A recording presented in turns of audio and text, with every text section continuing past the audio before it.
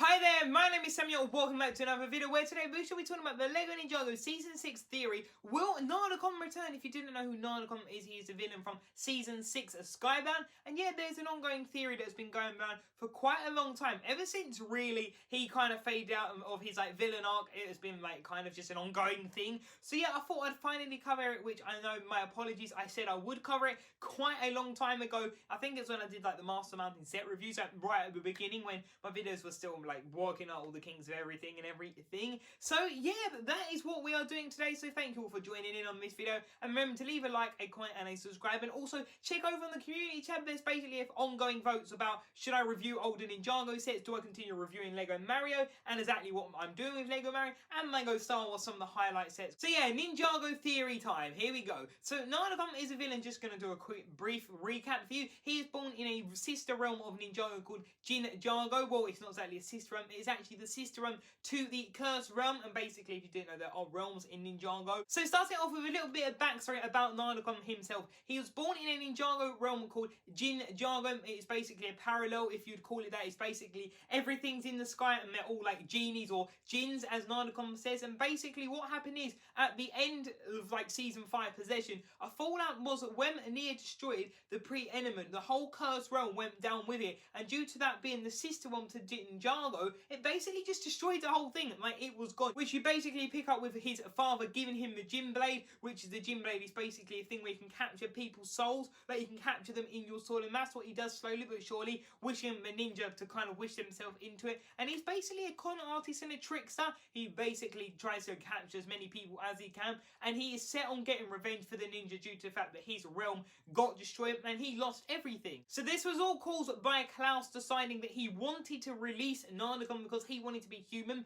which there are 3 rules with Nadakhan, or jinns in general. 1, you can do no harm to others. 2, you cannot wish for love. And 3, you cannot wish for more wishes. Which that is already a little bit weird, because I've got to say one little inconsistency here. When Klaus wishes to be human again, he does end up suffering pain in turn of events, which that doesn't make sense, because that's still doing pain. So if you can word it right, you can do things against the wishes. So that is kind of an interesting take on it. But yeah, so the Teapot of Tyrant, as you can see on screen now, this is the Teapot, and basically this is where Nadakhan was captured by Captain Soto. If you don't know who he is, he's the one who keeps calling them the Pajama Men, or the ninja as we do know them. And basically what happened is he was fighting against him, and what happened is he found a way, but with Tiger Widow Venom, it is poisonous to anyone else apart from a Jinn. If you are a Jinn, it will damage you and hurt you, slow you down, but it will not kill you. Just long enough for you to wish that he is not a Jinn, or find a way to encapsulate him, which is exactly what Captain Soto did. He put him in this little teapot, and basically when you switch their letters, as long as they're not aligned, he is completely captured, and that is what happened. But then what happened is Klaus basically undid it, and Nadakhan was back. So then we have this whole disaster of Nadakhan being back, and then now the teapot. So after the events of Skybound basically being undone, as you know, by Jay and Nia, basically Nia died and Jay really wanted her back, so he wished that Klaus never found the Teapot of Tyran, which basically transformed the whole season backwards. We then basically never see it again until that we see it going off the ship from Styx, which is actually the last time we see Styx, which is quite an interesting fact. So then that means we don't see it again, and the next time we see it is in Season 11, Episode 4, The Belly of the Beast, and that's basically where they're in the desert and when they're looking for clutch powers in that pyramid, and they encounter Bernie, who basically destroys their ship, and when, well, the land bounty, an engine part, and when Zane goes inside, you can see, look on screen now, you can actually see the Teapot of Tyran, and I know what you could say, it's not a clear image, but if you have a look at other images and have a look at a close look at this image, you can indeed confirm that it is the Teapot of Tyran, which honestly is absolutely amazing, just how exciting it is. But you can see it's back, and then in this other shot now you can see it flying through the air, so then there it is again. So that is 2 times that you see it, and then you don't really see it anymore until Season 12, Episode 1, Would You Like to Enter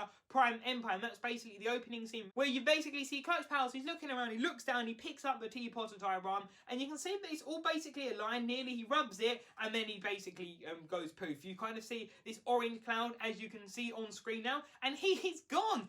basically it looks like he did release Nadakhan, which him releasing Nadakhan is a whole thing because there is a going theory that there's a chance that he may have actually already used his 3 wishes, and we'll be touching on that upon again in a second. So then that is where we kind of leave it. Now we've got 2 ways that we can go with this. We've got option 1, this is like a fork in the road. We've got one side on the left here, we got the Lego Ninjago Legacy Reimagined, which Tommy Andreas did say that these, it's kind of the community to consider these canon. You do see Clutch Power say, I wish for something, and then he does poof off again, but is this canon? Well, hear me out here. So you do see it in Ninjago Season 15, Episode 14, Assault on Ninjago City, the one with Dareth, just before he basically starts talking to them. If you have a look at the screen closely and zoom in, when it goes just like zooms in, kind of pans around when like the cab angle shot, like the side shot, it basically shows you like for a millisecond you have to really slow down the footage, which is what I did, and you can see it there on screen as you've been looking at it. It's absolutely insane. So then that wonders, how did it get there? Well, I've got a good theory going here. So if we go back to the bit with Clutch Powers, it makes sense for Sweating to the Goldies to basically take place in between the island and Season 14, because Season 14 is actually not the island, that's its own thing. So potentially maybe another season this year, but hey, that's a whole nother topic. So yeah, you have basically the island, and then you can tell that there's definitely a gap between them, and the way that the characters are interacted, and that the fact that, spoiler alert, in Nia's funeral, you do see Clutch Powers, which doesn't make sense unless,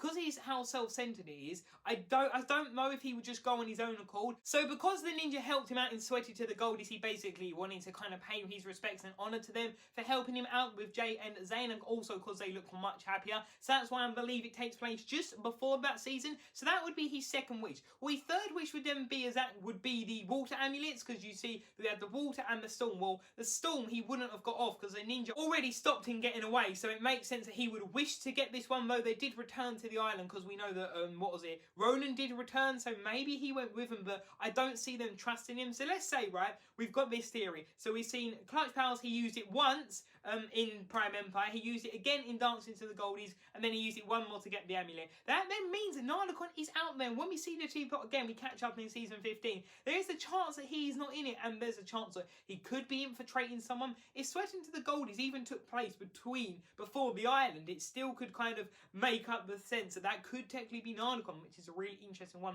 because he could shapeshift, and that is basically where we leave the Teapot of Tyran. We don't see it anymore. So then that leads us with the really interesting question: what exactly happened to the Teapot of Tyran, and will Nadakhan return? The fact that we've seen it so many times, I think it is dead set in stone that we will see him return very, very soon. In fact, I think it could be 2022. Honestly, the fact that Nia's now gone, could think Nadakhan is cunning, he is evil. It makes sense that he would only return when he knows a ninja are weak, and I could see him playing on Jay. He will either find Jay, or Jay will lure out looking for him, and I think that Jay will actually undo the events of Season 15. Well, sorry, Seedbound. I feel like what his wish would be, he will wish that Nia never unlocked her power, and then it will bring us into a new time zone where Ninjago is completely flooded. It's destroyed. There's just some of the ninja could be missing. Zayn maybe could be stuck in Pixel this time, like when like in like the head with like the whole computer chip and stuff like that. I feel like they could really go quite a dark and more apocalyptic like this, and I think this could happen maybe at the end of this year, because they said the first half of this year people would be unkeen on,